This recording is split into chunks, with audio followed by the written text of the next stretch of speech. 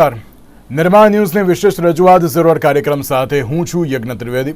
દર્શક મિત્રો, આજે ઝીરો અવર કાર્યક્રમમાં ચર્ચા કરવા જવું છે એઆઈ ટુ એનર્જી, જે વડાપ્રધાન નરેન્દ્ર મોદીનો એક પ્લાન છે તેની ઉપર વાત કરવી છે. વડાપ્રધાન નરેન્દ્ર મોદી 2 દિવસના ફ્રાન્સની મુલાકાતે પહોંચ્યા છે.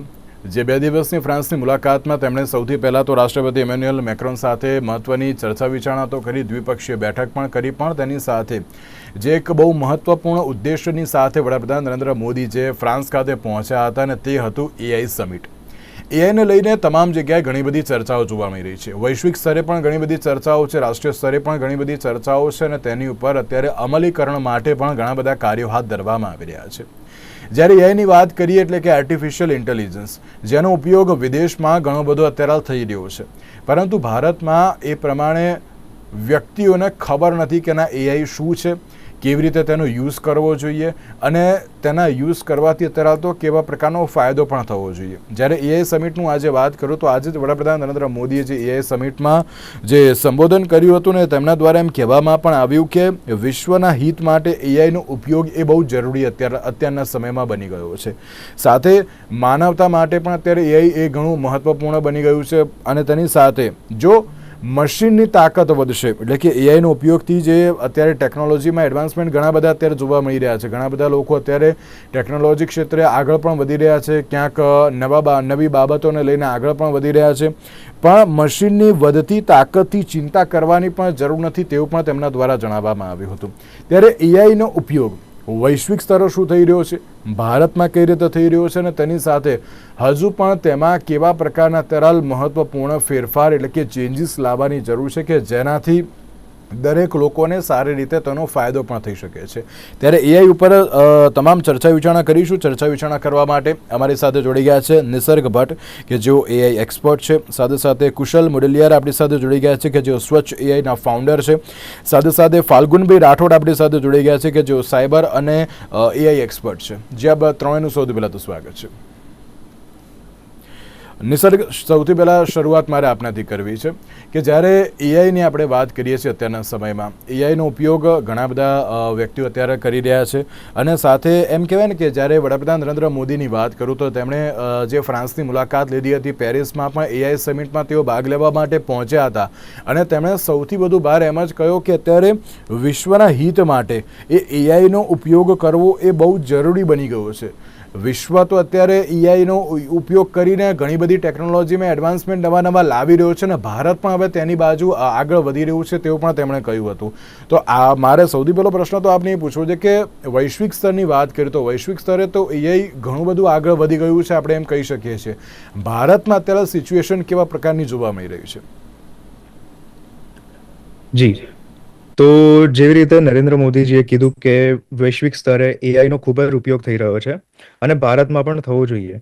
તો અત્યારે છે ને એઆઈ છે ને ખૂબ અલગ અલગ ભાગોમાં વહેંચાયેલું છે, જેની અંદર મેઇન ભાગ આવે છે વિઝ્યુઅલ, તો એને કમ્પ્યુટર વિઝન કહેવામાં આવે છે. ચિત્ર એટલે પિક્ચર, ઇમેજીસ અને વિડીયોઝ, એને એનાલિસિસ કરવું કે એની અંદરથી કોઈ વસ્તુઓ શોધવી, જેની અંદર એમઆરઆઈ, સીટી સ્કેન, મેડિકલને ડાયગ્નોસિસ જે ઇમેજિંગ ઉપર થાય છે, તેમજ આપણા ફોનમાં થતા કેમેરાથી થતા જે ફિલ્ટર્સ છે એ બધી વસ્તુઓ અને બીજી ઘણી વસ્તુ જે વિઝ્યુઅલ ફોર્મેટમાં આવે છે એ તમામ વસ્તુઓ કમ્પ્યુટર વિઝનના ભાગમાં આવે છે. પછી લેંગ્વેજને સમજવા માટે ઘણા બધા ટૂલ્સ બનાવવામાં આવ્યા છે, જેમ કે ચેટ જીપીટી હતું, ડીપસીક આવ્યું, મિસ્ટ્રલ એઆઈ છે, ઘણા બધા છે. તો એ લેંગ્વેજ ઉપર કામ કરે છે. હવે નવી વસ્તુ આવે છે મલ્ટી મોડેલ, કે જેમાં બધી વસ્તુઓ ભેગી હોય, જેમાં કમ્પ્યુટર વિઝન બી આવે અને લેંગ્વેજ મોડલ્સ બી આવે, જે ભાષાને પણ સમજી શકે અને એની સાથે સાથે ચિત્રને પણ સમજી શકે. તો આવી ઘણી બધી વસ્તુઓ વિશ્વમાં ચાલુ થઈ ગઈ છે બનવાની, અને જેના લીધે બિઝનેસને અને ઇકોનોમીને ખૂબ જ લાભ થઈ રહ્યો છે આ રિસર્ચના લીધે, અને હેલ્થકેરની અંદર, એજ્યુકેશનની અંદર ખૂબ જ લાભ થઈ રહ્યો છે. તો આટલું બધા તો આ લાભ થવાથી ઘણા બધા સ્ટાર્ટઅપ્સ પણ થઈ ગયા છે. તો ભારત શું કામ એ વસ્તુમાં પાછળ પડે? આપણી પાસે બધી જ ટેકનિકલ એક્સપર્ટ્સ છે, આપણી પાસે દરેક રિસોર્સિસ છે. ઇન્ડિયા એઆઈ નામનું એક પહેલું પગથિયું આપણે ભર્યું છે એઆઈની તરફ જવા માટેનું સરકાર તરફથી.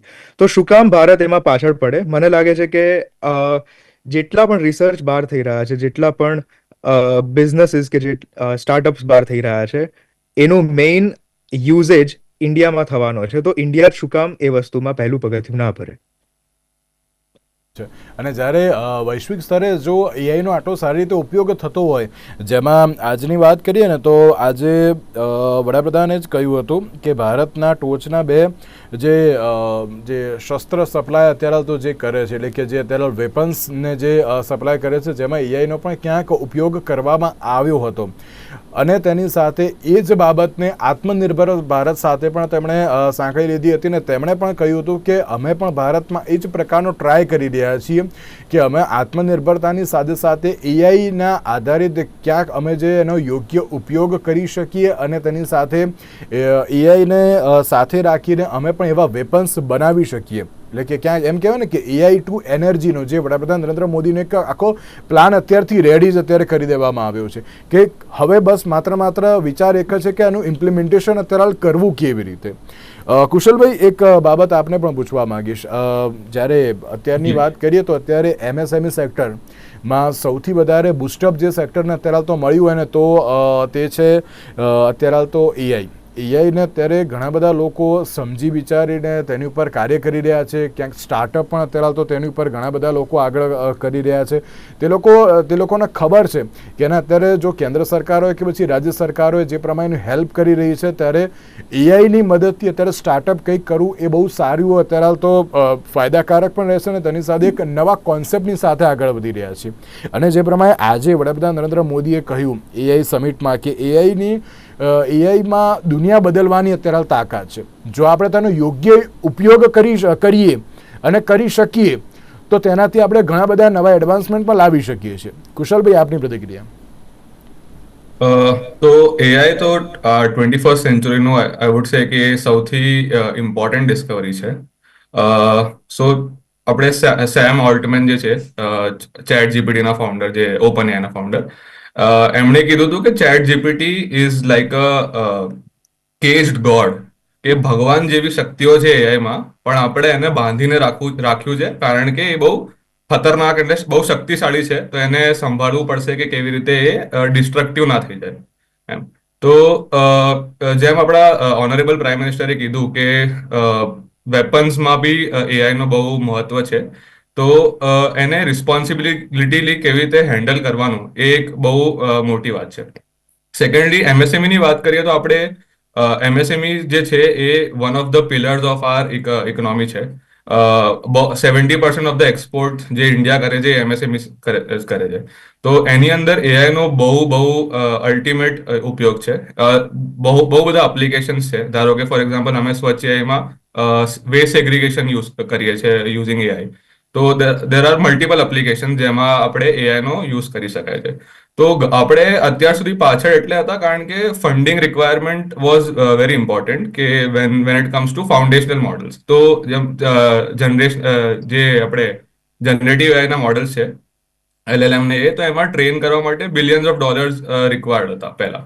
તો અત્યારે આપણે ઓનરેબલ પ્રાઇમ મિનિસ્ટરે નવી સ્કીમ બી લોન્ચ કરી છે, જેમાં એમને સ્ટાર્ટઅપથી પ્રપોઝલ મંગવાયા છે, જેનાથી આપણે ફાઉન્ડેશનલ મોડલ્સ ઇન્ડિયામાં ટ્રેન કરશું, રેધર દેન આપણે ડીપસીક કે ચેટ જીપીટી પર રિલાય કરીએ. અમે ફાઉન્ડેશન મોડલ્સ પોતે ખુદ ટ્રેન કરવાના છે ઇન્ડિયામાં. તો સ્ટેપ્સ તો લેવામાં આવે છે અને સ્ટાર્ટઅપ બી ઇન્ટરેસ્ટ આપે છે. બહુ બધા પ્રપોઝલ્સ બી આપ્યા ગયા છે. તો બેબી સ્ટેપ્સ લઈએ છીએ અત્યારે આપણે.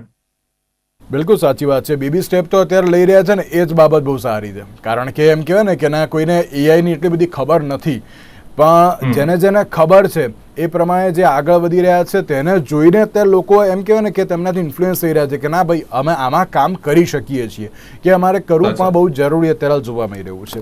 ફાલ્ગુનભાઈ, જ્યારે આપણે એઆઈની વાત કરીએ છીએ તો જે રીતે વડાપ્રધાને કહ્યું ને કે એઆઈ એક દુનિયા બદલવાની એક તાકાત ધરાવે છે, કે કોઈ પણ અત્યારે નવી બાબતને ઇમ્પ્લિમેન્ટ કરવી હોય, નવી બાબત ક્યાંક વિચારવી હોય કે ના હવે આમાં જે રીતે મેં એક બાબત કહી કે ના વેપન્સમાં પણ અત્યારે તો તેનો ક્યાંક ઉપયોગ કરીને સારી એવું એમ કહેવાય કે વેપન્સ બનાવી પણ શકીએ છીએ. MSME સ્ટાર્ટઅપની બધાની જ બાબત કહી, પણ તેની સાથે વડાપ્રધાને એમ પણ કહ્યું કે હવે એઆઈની સાથે સાથે એક ઓપન સોર્સ સિસ્ટમ પણ એક બનાવવી બહુ જરૂરી અત્યારે બની ગઈ છે. આપ તેને કઈ રીતે જોઈ રહ્યા છો? એઆઈ જેવી રીતે વાત થઈ કે સૌથી કન્સ્ટ્રક્ટિવ વેમાં જોવા જઈએ તો કન્સ્ટ્રક્ટિવ વેમાં it can open gates to lot of industries like આપણે હેલ્થ કેરની જેવી રીતે વાત કરી, આપણે વાત કરીએ છીએ અલગ લોજિસ્ટિક્સ છે, સ્પેસ રિસર્ચ છે, કે પછી આપણે બેલિસ્ટિક્સ ને ડિફેન્સની વાત કરીએ છીએ. સો બેઝિકલી ઘણા બધા ગેટ્સ ઓપન થઈ જાય છે.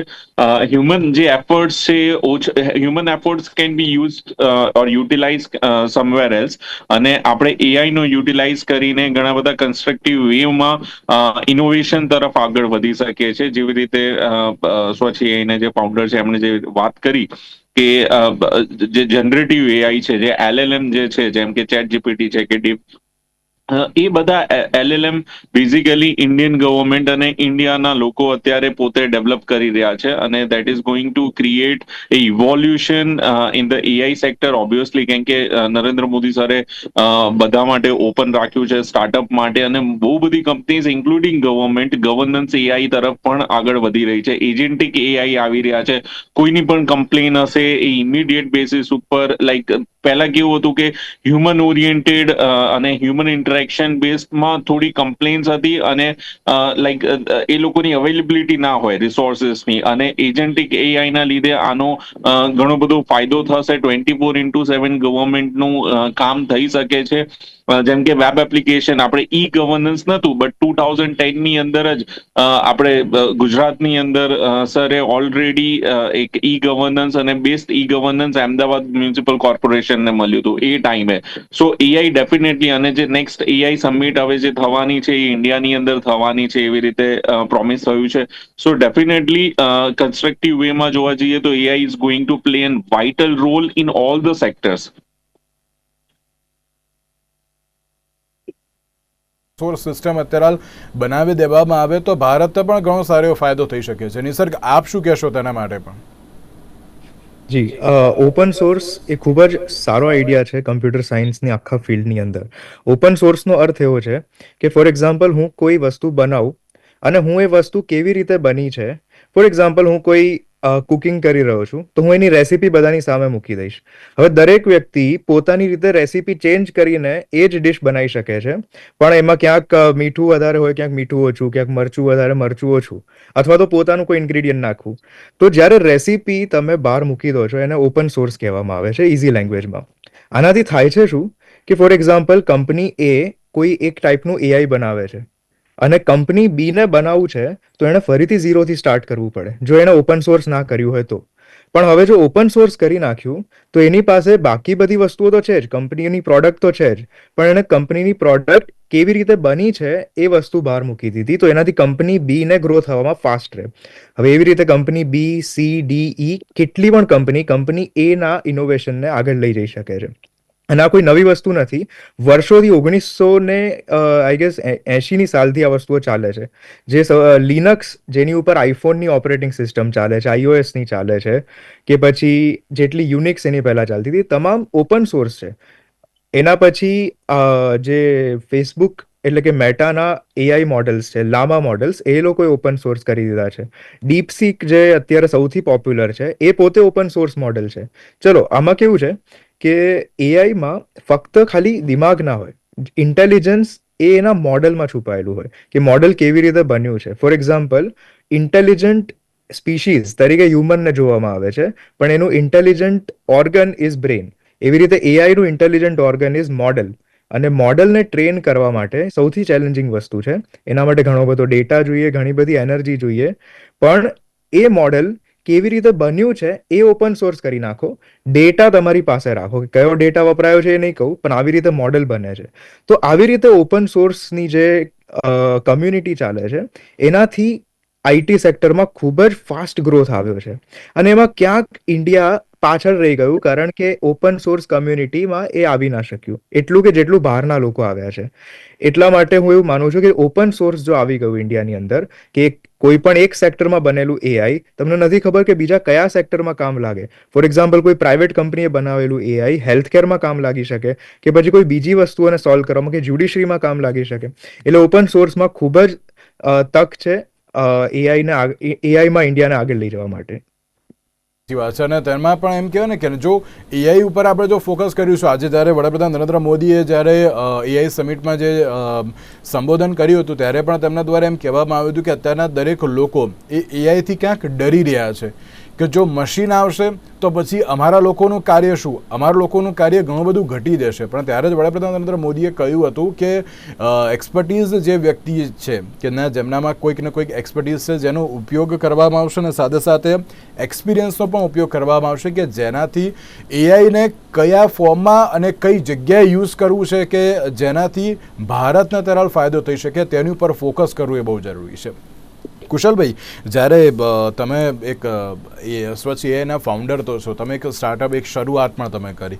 અત્યારના સમયમાં ઘણા લોકો એવા છે કે ના જે એઆઈને જાણે છે, સમજે છે, પણ તેની ઉપર ક્યાંક સ્ટાર્ટઅપ કરવા માટે હજુ પણ થોડાક એમ કહેવાય ને કે પાછી પાની કરી રહ્યા છે કે ના અત્યારે આમાં કરવું જોઈએ કે ન કરવું જોઈએ. આપ તેના માટે પણ શું કહેશો? કારણ કે એઆઈ ઉપર જે સૌથી વધારે ફોકસ વડાપ્રધાન નરેન્દ્ર મોદી આજથી જે કહેવાય ને કે 1 વર્ષ પહેલાં જે બજેટમાં તેમણે જે જાહેરાત કરી હતી ને તેમણે કહ્યું હતું કે અત્યારના સમયમાં સૌથી વધારે ફોકસ કરવું હોય તો આઈટી સેક્ટરમાં અત્યારે ફોકસ કરવું બહુ જરૂરી છે. કારણ કે ભારતને જો આગળ લાવવું હોય તો આઈટી સેક્ટર એ સૌથી મહત્ત્વનું છે. અને અત્યાર સુધી આપણે જોયું પણ છે કે કોઈ પણ માર્કેટ હોય, અત્યાર સુધી મેન્યુફેક્ચરિંગ સેક્ટર એ ઘણું બધું અપ જોવા મળતું હતું, પરંતુ અત્યારે મેન્યુફેક્ચરિંગ સેક્ટર નથી. આઈટી સેક્ટર અત્યારે ઘણું બધું અત્યારે જે બુસ્ટઅપ કરી રહ્યું છે. પહેલાં સર્વિસ સેક્ટર હતું, પરંતુ અત્યારે સર્વિસ સેક્ટર પણ નથી, પરંતુ આઈટી ફેક્ટરને અત્યારે સૌથી વધારે ઇમ્પોર્ટન્સ આપવામાં આવી રહ્યું છે. એ જ પ્રમાણે દરેક લોકો સ્ટાર્ટઅપમાં આગળ વધે તેના માટે શું કહેશો? કારણ કે આ વખતની પણ વાત કરીએ તો આ વખતે જે બજેટ યુનિયન બજેટ જે જાહેર કરવામાં આવ્યું જેમાં સ્ટાર્ટઅપ માટે સ્પેસિફિકલી એ લોકોએ 10,000 કરોડની અલગથી ફાળવણી પણ કરી છે કે ના દરેક લોકો જે એઆઈ હોય કે પછી અન્ય કોઈ પણ બાબત હોય તેમાં સ્ટાર્ટઅપ કરીને આગળ વધે. આપ શું કહેશો તેને લઈને? પણ ઇનિશિયેટિવ તો બહુ સારો છે. ફંડિંગ સ્ટાર્ટઅપ ઇન્ડસ્ટ્રીમાં બહુ ઇમ્પોર્ટન્ટ છે અને વિધાઉટ ફંડિંગ એક સ્ટાર્ટઅપ ચાલી ના શકે. તો એ ગવર્મેન્ટે જોયું છે અને ગવર્મેન્ટે જોયું છે કે કેવી રીતે આપણે સ્ટાર્ટઅપ ઇન્ડિયા ઇનિશિયેટિવ બહુ સક્સેસફુલ છે, એટલે ફંડિંગ ઇન્ક્રીઝ કરવામાં આવી છે. આપણે એઆઈ તરફ વાત કરીએ, અગર એઆઈ ઇન આઈટી સેક્ટર આપણે જોઈએ તો જે લોકો ડરે છે કે AI might replace there jobs, તો મને એવું લાગે છે કે એ ડર ખોટો છે. કારણ કે એઆઈ હ્યુમન્સને રિપ્લેસ નથી કરવા માંગતું, એઆઈ હ્યુમન્સને બેટર કરવા માંગે છે. તો અત્યારે ધારો કે આપણે સ્વચ્છ એઆઈની વાત કરીએ તો એમાં પહેલા કેવું હતું કે વેસ્ટ સેગ્રીગેશન માટે એક માણસ આપણો એ પોતાનું હાથ નાખે કચરાની પેટીમાં કે એક ડમ્પ યાર્ડમાં સેગ્રીગેટ કરવા માટે. એના કરતાં આપણે મશીનનો યુઝ કરવો જેમાં પણ કમ્પ્યુટરને ખબર છે કે અચ્છા આ પ્લાસ્ટિક બોટલ છે અને આ કઈ મેટલ કેન છે, તો એવી રીતે એ પોતે સેગ્રીગેટ કરી શકે. તો એમાં આપણે હ્યુમનને એફિશિયન્ટ કર્યું, આપણે એમની જોબ નથી લઈ લીધી. તો એવી રીતે આઈટી સેક્ટરમાં બી બહુ બધા જે બેસિક લેવલ ઓફ કોડિંગ છે એની અંદર હ્યુમન્સને રિક્વાયરમેન્ટ છે જ નહીં. ત્યાં artificial intelligence can very well do that job. તો ત્યાં આપણે હ્યુમન્સને બેટર કરીએ છીએ આર્ટિફિશિયલ ઇન્ટેલિજન્સનો યુઝ કરીને. તો એમાં કંઈ ડરવાની જરૂર નથી. અને ઇનોવેશન તરફ આપણે જોઈએ તો કેવી રીતે સ્ટાર્ટઅપ્સ એઆઈ યુઝ કરી શકે છે. તો અત્યારે બહુ બધા ફાઉન્ડેશનલ મોડલ્સ માર્કેટમાં રેડી છે. તો એના ઉપર મારું એવું માનવું છે કે ફાઉન્ડેશનલ મોડલ્સ તો બનાવી જ રહ્યા છે આપણે ઇન્ડિયામાં. એના કરતાં આપણે એપ્લિકેશન્સ પર કામ જરૂરી છે. ધારો કે આપણે ચેટ જીપીટી છે, તો કોઈએ આમ ચેટ જીપીટીને શીખવાડ્યું કે કેવી રીતે ઇન્ડિયન પિનલ કોડ કામ કરે છે અને એમનાથી પછી લો રિલેટેડ ક્વેશ્ચન્સ પૂછીએ. તો એવા મલ્ટિપલ એપ્લિકેશન છે. જેમ નિસર્ગભાઈએ કીધું કે હેલ્થ કેરમાં એપ્લિકેશન છે, તો એમાં ઓલરેડી ફાઉન્ડેશનલ મોડલ્સનો યુઝ કરીને એને કસ્ટમ ટ્રેન કરીને વેરિયસ એપ્લિકેશન્સમાં યુઝ કરી શકાય છે. તો આ સ્ટાર્ટઅપ્સ જોઈ શકે છે, કારણ કે આની અંદર ફંડિંગ રિક્વાયરમેન્ટ બી ઓછી જોઈએ છે અને આમાં બહુ એક્સપર્ટીઝની જરૂર નથી અને foundational models are also in place. તો બહુ જલ્દી you can have a product which is ready. અને તેની સાથે દરેક લોકો આમાં આગળ વધવું પણ બહુ જરૂરી છે. તમને જો કેન્દ્ર સરકાર હોય કે પછી રાજ્ય સરકાર હોય એ લોકો સપોર્ટ કરતા હોય અને તમને ખબર છે કે ના એઆઈનો યુઝ કેવી રીતે, હાઉ ટુ યુઝ એઆઈ, અત્યારે એમ કહેવાય ને કે આપણે દરેક લોકો કોઈક નવી વસ્તુ આવતી હોય છે તો તેનો યુઝ કેવી રીતે કરવો એ નથી વિચારતા, પરંતુ એનો અન્ય કઈ રીતે યુઝ થઈ શકે ને એ સૌથી પહેલાં વિચારતા હોય છે. એટલા માટે જો સારા ફોર્મમાં અત્યારે જો તેનો યુઝ કરવામાં આવે તો તેનાથી પણ ઘણા બધા સારા એવા એડવાન્સમેન્ટો લાવી શકાય છે. પણ તેની સાથે એક નવા ભારતના નિર્માણનો જે એક સંકલ્પ છે વડાપ્રધાન નરેન્દ્ર મોદીનો, તેની ઉપર પણ કામ સારું એવું કરી શકાય છે. ફાલ્ગુનભાઈ, એક બહુ જ મહત્ત્વનો સવાલ, આપ એક સાયબર એક્સપર્ટ પણ છો. એઆઈનો ઉપયોગ દરેક લોકો કરે છે, ક્યાંક સારી રીતે પણ કરી રહ્યા છે, ક્યાંક ખરાબ રીતે પણ થઈ રહ્યો છે. પણ આ એઆઈનો ઉપયોગ જે રીતે હું ખાલી આ એઆઈ સમિટ મળી તેની વાત નથી કરતો, પરંતુ છેલ્લા ઘણા સમયથી આ મુદ્દો ચર્ચાઈ પણ રહ્યો છે. એઆઈનો યુઝ કરીને ક્યાંક સાયબર સિક્યોરિટી એ હજુ પણ વધુ મજબૂત કરવાની એક જરૂર છે, કે જે અત્યાર નહીં પરંતુ છેલ્લા ઘણા વર્ષોથી ભારત માટે સ્પેસિફિક અત્યારે ચર્ચાઈ રહ્યું છે. તો આપ તેના માટે શું કહેશો કે હવે તેના માટે અત્યારે તો કેવી રીતે કાર્ય કરવું એ બહુ જરૂરી છે?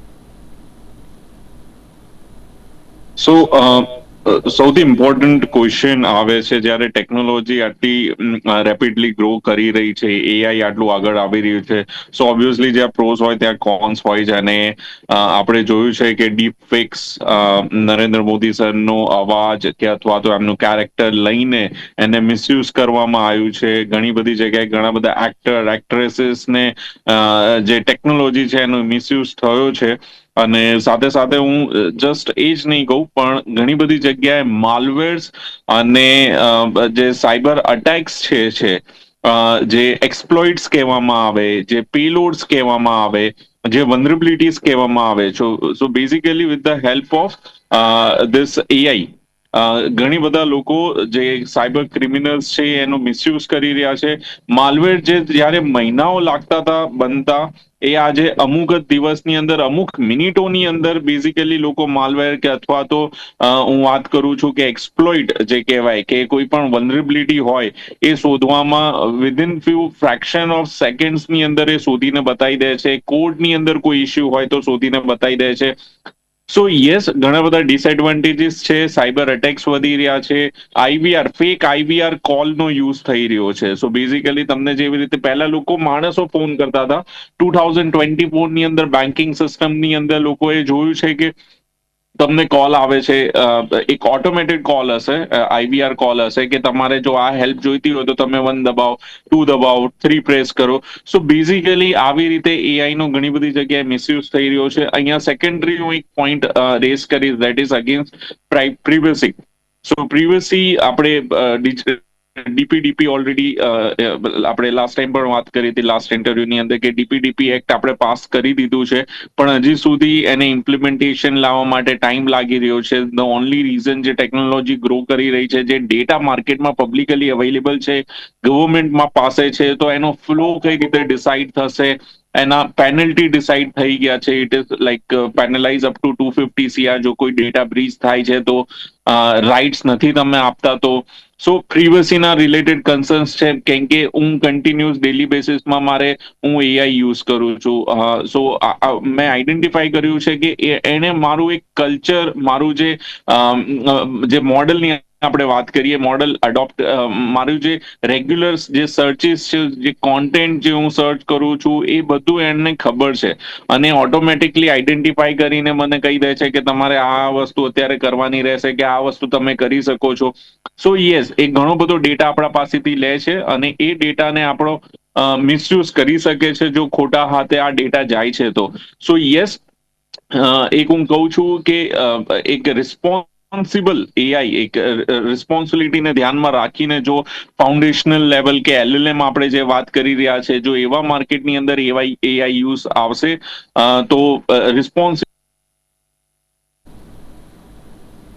બિલકુલ. એટલે કે જ્યારે એઆઈ ટુ એનર્જીનો જે અત્યારે પ્લાનને તો રેડી કરવામાં આવ્યું છે, પણ તેની સાથે તેની ઉપર કાર્ય પણ અત્યારે યોગ્ય થવું એ બહુ જરૂરી થઈ ગયું છે. યસ, બિલકુલ બિલકુલ. અને એક મહત્વનો સવાલ નિસર્ગ આપને એ પણ, કે જ્યારે એમ કહેવાય ને કે કોઈ પણ દેશની આઈટી પોલિસી અને એઆઈ પોલિસી એક એમ કે નિર્ધારિત કરવામાં આવ્યું છે, બનાવવામાં આવ્યું છે. આપણે ભારત દેશની વાત કરીએ તો ભારત દેશની એઆઈ પોલિસીમાં કેવા પ્રકારના ચેન્જીસ એ બહુ જરૂરી અત્યારે જોવા મળી રહ્યા છે? હું એવું માનું છું કે જ્યારે કોઈ પણ પોલિસી બને એમાં સૌથી પહેલો મહત્વનો મુદ્દો એ છે કે નાગરિકોની મૂળભૂત અધિકાર ના ખોવાવો જોઈએ આ પોલિસીમાં. જેમ કે મૂળભૂત અધિકાર છે the right to privacy. For example, હું મારો ડેટા કોઈ એક્સ કંપનીની અંદર અપલોડ કરું છું, કે મારું એકાઉન્ટ બનાવું છું, મારો ફોટો લગાવું છું, તો એ ફોટાનો મિસયુઝ ના થાય, એ ફોટો એન્ક્રિપ્ટેડ રીતે એ લોકોની અંદર સ્ટોર રહે, મારી બધી ઇન્ફોર્મેશન એમાં એન્ક્રિપ્ટેડ રીતે સ્ટોર રહે. એન્ક્રિપ્ટેડ મતલબ એ લોકો કોઈ પણ ઓપન કરે તો જોઈ ના શકે, કોઈ પણ હેકર વચ્ચેથી જોવે તો એને ખબર ના પડે. બેઝિકલી મારો ડેટા એની પાસે સિક્યોર રહેવો જોઈએ, એ મારો અધિકાર છે. Right to there is right to information. મને ખબર હોવી જોઈએ કે મારા ડેટાનો યુઝ ક્યાં થઈ રહ્યો છે. આ બધા બેઝિક જે મૂળભૂત અધિકારો છે ભારતમાં નાગરિકોની પાસે, એ પહેલા ના જવા જોઈએ. એની ઉપર બીજી વસ્તુ એ આવે છે કે જે પણ પોલિસી બને એમાં એઆઈ એ ભારતને ઉપર લાવવા માટે, ભારતનો વિકાસ કરવા માટે એનું મેઇન મોટિવ હોવું જોઈએ. આ બધા મારા શબ્દો નથી, આ બેઝિકલી શબ્દો છે યુરોપિયન યુનિયનના એઆઈ એક્ટના, કે એ લોકોએ આ વસ્તુઓ ધ્યાનમાં રાખી હતી કે જ્યારે એ કોઈ પણ કંપની એ યુરોપિયન યુનિયનની અંદર રહેલા દેશોની અંદર આવે તો એની અંદર એ લોકોએ આટલી વસ્તુનું ધ્યાન રાખવાનું, અને પછી જે પોલિસીઝ બની એ પોલિસીઝ આ મુદ્દાઓને ધ્યાનમાં રાખીને બની. તો આપણે જોવું જોઈએ કે કઈ વસ્તુ છે. તો ભારત દેશ બહુ અલગ છે બાકી કોઈ પણ કરતા. તો એની અંદર એટલા બધા કલ્ચર્સ છે, એટલી બધી માન્યતાઓ છે, એટલી બધી ડાયવર્સ ડેટા સેટ છે. હવે તમે એક એક્ઝામ્પલ તરીકે લો તો આપણી સિવિલ હોસ્પિટલ અમદાવાદની, એની પાસે આખા ગુજરાતમાંથી, રાજસ્થાન, મધ્યપ્રદેશ, મહારાષ્ટ્ર, એમાંથી મેક્સિમમ લોકો આવતા હશે, અને દરેકનો અલગ અલગ પ્રકારનો ડેટા છે. હવે આ ડેટા જીઓગ્રાફિકલી અલગ છે, એટલે ભૂગોળીય અલગ છે, પછી બાયોલોજીકલી અલગ છે, ઘણી બધી રીતના અલગ અલગ ફેરફારો છે. હવે એટલો એનરીચ ડેટા તમને કોઈ આટલા એરિયાની અંદર મળી શકે એવું છે જ નહીં. તો આપણી પાસે ડેટાની ડેન્સિટી બી છે અને ડેટાની ડાયવર્સિટી બી છે. તો આનો કેવી રીતે યુઝ કરી શકે, કેવો એથિકલ યુઝ કરી શકે કે જેનાથી અધિકારો ના જાય અને દેશ આગળ વધે. એટલે આ બે વસ્તુ જો ધ્યાનમાં રાખીને કોઈ પણ પોલિસી બનાવવામાં આવે તો એ મને લાગે છે કે જસ્ટિફાય કરશે એ લેવલ ઉપર, કે જે લેવલ ઉપર યુરોપિયન યુનિયન હોય કે યુકે કે પછી અમેરિકા જે પોતાની પોલિસી લાવશે, મને લાગે છે એ લોકો પણ આ વસ્તુનું મેઇન ધ્યાન રાખશે. પણ શું એ લોકોની પોલિસી આપણામાં નાખવી એ યોગ્ય છે? તો હું માનું છું થોડા ચેન્જીસ કરવા ખૂબ જ જરૂરી છે, કારણ કે આપણો દેશ જે રીતે બન્યો છે, જે અલગ અલગ ડાયવર્સિટી છે, એને સાચવવા માટે આપણા લોકોએ બનાવેલી પોલિસીની અંદર હોવી જોઈએ. બિલકુલ સાચી વાત છે. તો હવે જોવાનું એ રહ્યું કે AI ટુ એનર્જીનો જે વડાપ્રધાન નરેન્દ્ર મોદીનો પ્લાન છે, હવે તેમાં પોલિસીસમાં કેવી રીતના ચેન્જીસ કરવામાં આવે છે, અને સાથે દરેક લોકો તેનો યુઝ કરીને સ્ટાર્ટઅપમાં કેવી રીતે આગળ વધે છે, અને AI સેક્ટરને હજુ વધારે બૂસ્ટઅપ કરવા માટે કેન્દ્ર સરકાર હવે કેવી રીતના પ્રયત્ન કરે છે. તેની સાથે નિસર્ગભાઈ, કુશલભાઈ અને ફાલ્ગુનભાઈ, આપ ત્રણના પર અમારી સાથે ચર્ચા વિચારણામાં જોડાવા માટે. તો દર્શક મિત્રો, આજના જરૂર કાર્યક્રમને જ આપશો. નમસ્કાર.